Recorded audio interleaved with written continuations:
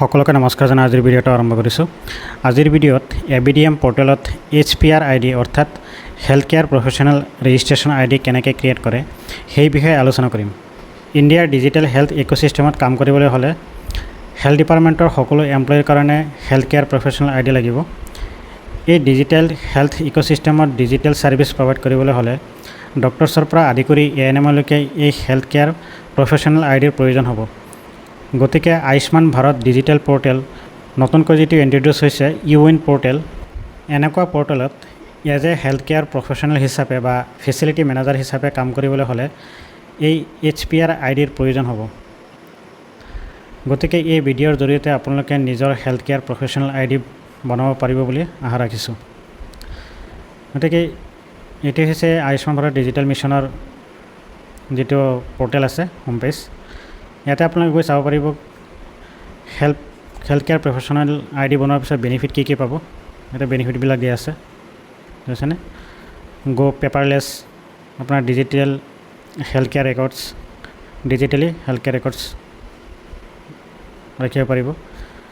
Digital services, digital onboarding, এটা আছে develop and online presence, এইখিনি ছাৰ্ভিচ প্ৰভাইড কৰিব পাৰিব।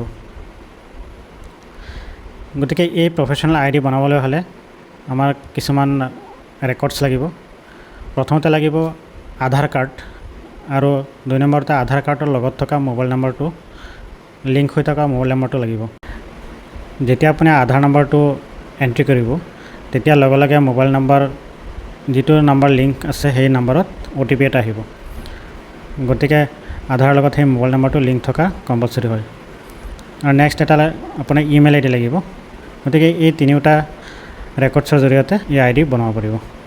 এতিয়া নেক্সট আমি ID ক্ৰিয়েট কৰিবলৈ হ'লে গুগল ক্ৰমলৈ যাম। গুগল ক্ৰমত গৈ পেলাই লিংকছ যিটো আছিলে লিংকটো আমি ইয়াতে লিখি দিম, hprid.sbx.abdm.gov.in।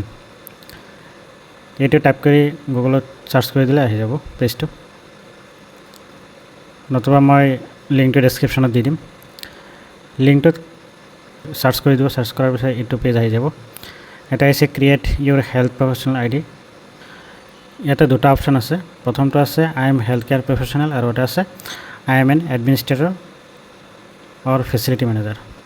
ইয়াতে ছেকেণ্ড যিটো অপশ্যন আছে I am administrator or facility manager, এটা ফেচিলিটিৰ বা এটা হস্পিটেলৰ যোনজন ইনচাৰ্জ হ'ব বা ফেচিলিটি মেনেজাৰ থাকিব তেওঁৰ কাৰণে 2 নম্বৰ অপশ্যনটো হ'ব, আৰু প্ৰথমটো এজ এ জেনেৰেল এমপ্লয়ীৰ কাৰণে হ'ব। গতিকে ANM বাইদেউসকলে যদি এণ্ট্ৰি কৰে তেতিয়াহ'লে প্ৰথমটো চিলেক্ট কৰিব। মই প্ৰথমটোত গৈছোঁ। ইয়াতেও দুটা অপশ্যন আহিছে। প্ৰথমটো হৈছে জেনেৰেট ভায়া আধাৰ, আৰু ছেকেণ্ডটো হৈছে জেনেৰেট ভায়া ড্ৰাইভিং লাইচেঞ্চ। তো আমি কোনটো কৰিম? জেনেৰেট ভায়া আধাৰ কাৰ্ড। আধাৰ কাৰ্ড সকলোৰে লগতে এভেইলেবল থাকে। জেনেৰেট ভায়া আধাৰ কাৰ্ডত ক্লিক কৰিলোঁ। ক্লিক কৰাৰ লগে লগে ইয়াতে আধাৰ কাৰ্ড এণ্টাৰ কৰাৰ কাৰণে অপশ্যনটো আহিছে।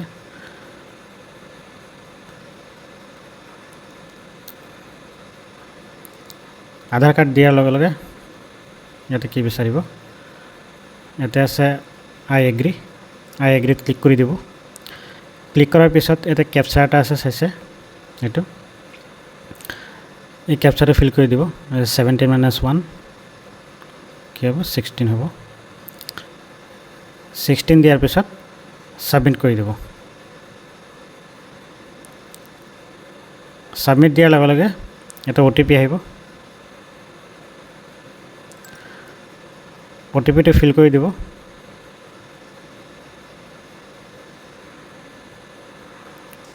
OTP ফিল কৰাৰ পিছত ছাবমিটত ক্লিক কৰি দিব।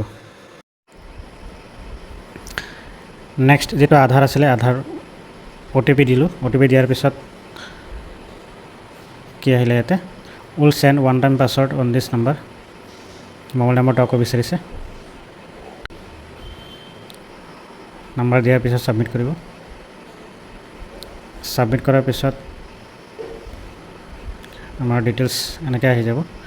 আপোনাৰ ডিটেইলছখিনি ইয়াতে ভেৰিফাই কৰিব। ভেৰিফাই কৰাৰ পিছত আপুনি ক'ত যাব?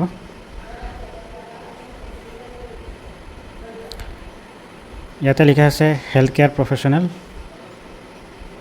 Category list. এই কেটেগৰী লিষ্টত আপুনি ক্লিক কৰিব। ক্লিক কৰাৰ লগে ইয়াতে আহিছে ডক্টৰছ, মেনুফেকচাৰ, নাৰ্ছত ক্লিক কৰিব। ডক্টৰছ হ'লে ডক্টৰছ দিব। নেক্সট আহিছে health care professional sub category list. ইয়াতে ক্লিক কৰিব। এতিয়া প্ৰথম যিটো আছে ANMৰ কাৰণে প্ৰথমটো হ'ব, যেটো আছে registered auxiliary nurse midwife RANM, এইটো ক্লিক কৰিব। Next health care professional ID এটা বিচাৰিছে। যেতিয়া আপুনি লগ ইন কৰিব তেতিয়া সেই আইডিৰ প্ৰয়োজন হ'ব। নেক্সট ইমেইল ID বিচাৰিছে, ইমেইল আইডিটো দি দিছোঁ।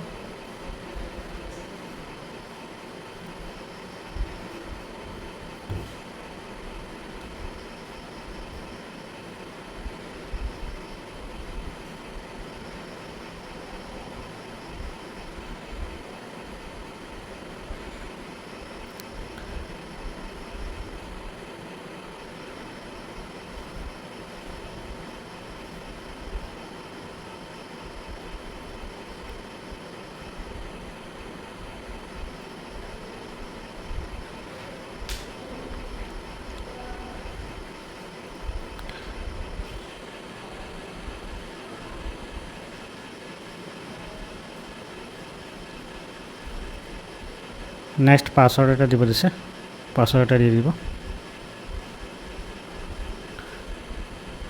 এটা স্পেচিয়েল কেৰেক্টাৰ দিব, এটা কেপিটেল লেটাৰ দিব, এটা নাম্বাৰ দিব, তেনেকৈ দি পেলাই ছাপ'জ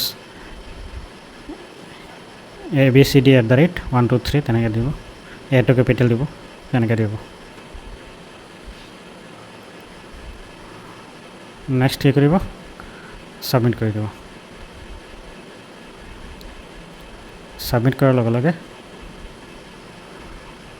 এইটো ক্ল'জ কৰি দিব। আপোনাৰ হেল্থ কেয়াৰ প্ৰফেশ্যনেল আইডিটো ক্ৰিয়েট হৈ গ'ল। এইটো আছে আপোনাৰ health professional ID। Health care professional number হৈছে এইটো নাম্বাৰ, আৰু এইটো হৈছে হেল্থ কেয়াৰ প্ৰফেশ্যনেল ID। আপুনি যেতিয়া লগ ইন কৰিব তেতিয়া এইটো আইডিৰ প্ৰয়োজন হ'ব, এইটো যোনটো ID থাকে। গতিকে নিশ্চয় ধৰিব পাৰিছে কেনেকৈ হেল্থ প্ৰফেশ্যনেল ID ক্ৰিয়েট কৰে। ভাল পালে ভিডিঅ'টো লাইক এণ্ড শ্বেয়াৰ কৰিব। যদি ছাবস্ক্ৰাইব কৰা নাই তেতিয়া ছাবস্ক্ৰাইব কৰি ল'ব। আৰু যদি আগৰ ভিডিঅ'বিলাক চোৱা নাই ডেছক্ৰিপশ্যনত লিংক দিয়া থাকিব, আপোনালোকে ভিডিঅ'বিলাক চাই ল'ব। গতিকে আজিলৈ ভিডিঅ'টো সামৰণি মাৰিছোঁ। ধন্যবাদ।